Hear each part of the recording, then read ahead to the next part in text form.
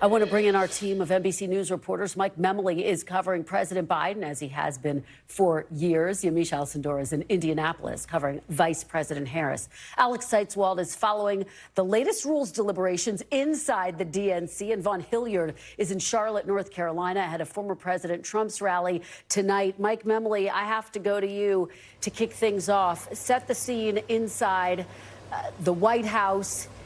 What are sources close to the president saying about tonight? Of course, the last time a sitting president announced he was dropping out of the race, it was Lyndon Johnson with a 40-minute address. Yeah, that's right, Kristen. This was a deeply personal decision that the president made, and this is going to be a very personal address. The president has not been seen, only in brief glimpses. We only heard a little bit of him during that visit by the vice president to her campaign headquarters. But the president really did want the first time he would speak extensively in public to be this personal address to the American people, where he will explain that decision that he made. He'll also talk about what he wants to be the work of his administration for the remaining 6 months of his time in office, building on what he's been able to do over the last 3.5 years. We heard, and I just came out of the press briefing with Karine Jean-Pierre, her talk about this idea of an inflection point moment. That does speak to the fact that this will be in some ways a political speech. He will lay out the choice that voters will be facing in this election in a more high-level way. But ultimately, as I'm talking to people in the West Wing, people close to the president at this moment, they do see this as the beginning of a new campaign of sorts, as the beginning of a campaign to shape his legacy, understanding that in so many ways his legacy will be determined in large part based on whether the vice president is successful in succeeding him or if Donald Trump is the one returning to the White House. It's such an important point, Mike, and obviously that is key to why he made this decision. It'll be interesting to see how much detail he gives us about how he came to this final, what must have been incredibly difficult decision. It's a fascinating moment because it's a moment for Vice President Harris to rebrand herself. And in some ways, it's a moment for President Biden to rebrand and in a way write the first draft of how he wants to be remembered, right? Yeah, absolutely. I mean, this is a president who has been through a moment similar to this before. In 2015, of course, he announced that he would not run for president in 2016. And when he did so, he said just because he's not a candidate does not mean he will be silent, that he intended to remain engaged in the public debate. One of the big questions is just how much will he be involved in the campaign going forward. He certainly wants to be out there to help the vice president in her election. But in some ways, these are decisions that are now up to the vice president and to her team of advisors to determine. But the president clearly does view one of the most important decisions he made was selecting Vice President Kamala Harris to serve with him in the administration. And so as we were just speaking with Karine Jean-Pierre, one of the questions is, does she have now an enhanced role within the administration? Does she have a bigger seat at the table? Does she have more of a say over what the administration does going forward? Karine Jean-Pierre saying they've always been close partners and speaking extensively with one another, and that will continue at this point. Yeah, undoubtedly it will. And just set the scene there, Mike. We know that staffers were invited to watch this speech. This has to be a time of incredible emotions there for all of the people who are close to President Biden, given that he has made what was a really difficult decision. Yeah, that's right. So many of the White House officials I've been speaking to have been talking about feeling the range of emotions over the course of these last few days. Some of them shock, of course, at only hearing about the decision the same way all of us did by seeing that post on social media. Some of them feeling anger including at those who they feel in the Democratic Party forced the president to have to make this decision, but also very deep sadness about the end of this 54-year career in elected office. At this point, though, as one put it to me, there's no real time for sentimentality. They have to keep getting work done. They want to run through the tape, as Karine Jean-Pierre said in the briefing. They have so much work to do to support the vice president. And so at this point, they do feel in some ways a sense of renewal and new energy to see through that task as well. Mike Memoli, as the Biden whisperer, there is no better person to start off our coverage today. Mike, thank you so much. Really appreciate it. Yamiche, let me turn to you. You were at Vice President Harris's event today. She spoke to Zeta Phi Beta. Of course, she's a member of another sorority, Alpha Kappa Alpha. Talk a little bit about the significance. What did you hear from the Vice President today, Yamiche? Well, it was very significant that Vice President Kamala Harris, on day 3 of her campaign, came to Zeta Phi Beta's boule here, a gathering of Black women who are going to really be critical to her winning in November, because these are the people that she's going to want to rise and knock on doors and make calls. And as you said, this is a group that's part of the Divine Nine. It's a group of historically Black fraternities and sororities. She is a member, of course, of Alpha Kappa Alpha Sorority Incorporated. And these groups were founded more than 100 years ago, and they really are focused on civil rights. A lot of their leaders, including people like Martin Luther King, was from Alpha Phi Alpha, as well as Rosa Parks, who was an honorary member of Alpha Kappa Alpha Sorority Incorporated, that they were focused on civil rights in this way. So in her speech, she was talking a lot about this being sort of a people-centered campaign in her mind, telling them that at one point, if we mobilize, we can change the nation. If we mobilize, we can move mountains. And there was really raucous cheers here, applause. It felt in some ways like a homecoming, because we should say throughout her time in public office, she has embraced members of the Divine Nine. She's brought them multiple times to the White House. She's held calls. She's really been in touch with these sororities and fraternities. So really, a lot of people here felt like this was someone that they knew and that they now are really energized to fight for her. And it's really a clear sign that she is trying to energize this part of her constituency. And as that memo laid out today, she will be targeting not only voters of color, but obviously young voters as well, and as a range of different other parts of the Biden coalition. Let me ask you, moving forward, about what you are anticipating, the strategy. Where do you anticipate she's going to be focused in the coming days?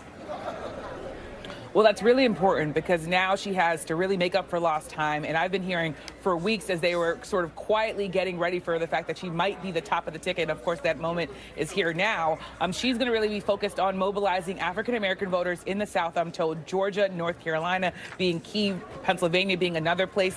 Think about Philadelphia being another place that's really important in her mind. But without also giving out and without also forgetting about the sort of West and thinking about Nevada and Arizona. My sense is that she's going to be hitting the road even more than she already was. She was a vice president that was on the road a lot, but now that she's a candidate, she's really going to be trying to introduce herself to some voters who maybe know of her as vice president but don't know her background. Just yesterday, when we were in Wisconsin, I learned that she lived in Wisconsin when she was a little girl, when her mother was a cancer researcher. And I've covered her for a while, but the idea that she's bounded herself and people know her as someone from California, that they're really going to be trying to really roll out more of her bio. I also was told that they want to highlight very sort of easygoing things, including the fact that she loves to cook. So talking about sort of food scenes. So she's really going to try to be making herself relatable. I know we'll probably talk about beef steaks, so I'll leave sort of that conversation. But the idea is that for her, as the top of the ticket, she's really going to be focused on sort of crisscrossing and barnstorming the country here. Yeah, we are going to talk beef steaks in just a minute. You're absolutely right, Yamiche. But that rebranding effort that is underway, as you say, is going to be clearly a critical part of her strategy moving forward. Yamiche, thanks so much. Alex Seitz-Wald, let me turn to you now. Democrats rallying around Harris, and it happened very swiftly in a very robust way. She's not officially the nominee yet. You've been tracking the DNC Rules Committee meeting today. What does the process look like? Do we know anything more about the timeline for this? Yeah, Kristen, the process to make her the official nominee is going to look very different from the roll call votes that we have seen and know and possibly love from past conventions, where you go around all the states. It's kind of raucous. Instead, Democrats are going to do something very unusual. They're going to do a virtual roll call vote ahead of the convention. And that's actually been the plan for months, to get around a potential legal issue in Ohio. The deadline to get on the ballot there is August 7th. The legislature changed it, but they're not sure if it goes into effect. So that had been the plan all along. It was kind of a inconsequential detail when it was Joe Biden running. But then now with Harris running and the potential for other candidates, they revisited that. They decided to stick with it. And just moments ago, the Rules Committee passed it. So they're trying to get her nomination officially wrapped up by August 7th. Ahead of that, and then at the convention, it will be a kind of ceremonial crowning for her. So, Alex, let me ask you, and this is significant what you're saying. You're saying they've now agreed that August 7th date is a go, so they're going to move forward with that. Is there any room for a potential challenger at this point, Alex?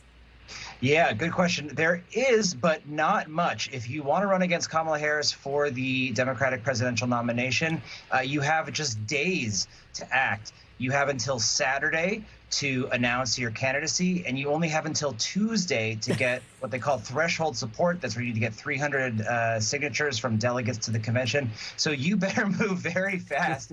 and the vote on the nomination is going to happen as soon as August 1st. So this is compressing everything in this timeline. You know, critics might say to try to squeeze out anyone who might run against her, but it's also clear that she has really consolidated party support. According to our tally, she has something like 3/4 of all delegates to the convention already supporting her. So I think the biggest impact will be on her vice presidential search, compressing all of that potentially to just 2 weeks to try to get ahead of that August 7th deadline. So she'll have to have it in by August 7th. A little bit unclear. As far as the Democratic Party is concerned, they are delivering the presidential nominee. They say it's up to the campaign and up to the candidate herself whether she wants to get her vice presidential nominee ahead of that August 7th deadline. It's clear they think that that would be safer to avoid potential litigation.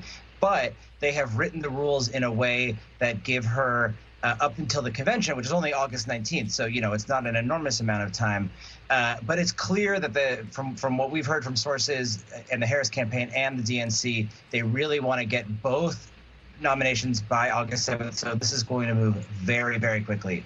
All right. Well, appreciate your keeping us updated on all of these fascinating and fast-moving developments today. Alex, thank you so much. Vaughn, let me head over to you. You're in Charlotte, where we're going to hear from Donald Trump for the first time since he got a new opponent. I mean, it's just stunning to think about how much has changed in the course of a few days here. What are you going to be watching for, Vaughn? Right, I was actually at Donald Trump's last rally on Saturday night in Grand Rapids, Michigan, and was talking to RNC Chairman Michael Whatley at that event, and there was foreshadowing. What if they do swap out Joe Biden at the top of the ticket? How does that change the game for you? Well, I just saw him here again, and of course, Saturday night, a few hours later, we came Sunday afternoon, and there is a new candidate who is going to be going mano a mano with Donald Trump at the top of the ticket. When I asked him about how Kamala Harris changes the dynamics of the race, he says he doesn't believe it does. He made the case that they are expecting that there is going to be what he described a sugar high bump in the polls for Kamala Harris in the Democratic ticket here in the days and weeks ahead, but their effort is going to be to directly tie her to everything that the Biden administration stood for and ultimately the consequences of its border policies, and make it clear that it was always the Biden-Harris campaign. There's just one name that's no longer a part of the campaign, but that is still Kamala Harris, and she takes full responsibility for everything that they were already planning to run against Joe Biden on for the last 3.5 years of the Democratic administration. Let me ask you a little bit about Veep stakes, Vaughn, from this perspective.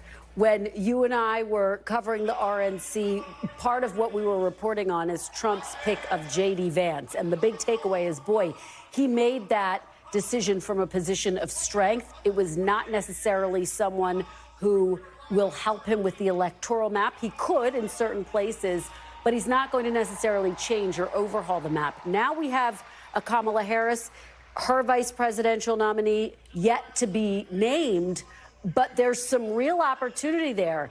She's looking at the potential governor of Pennsylvania, obviously Senator Mark Kelly. I mean, she's looking at a number of these key battleground state governors or senators, and that could change the shape of this race, Vaughn. Is there concern inside the Trump administration about that?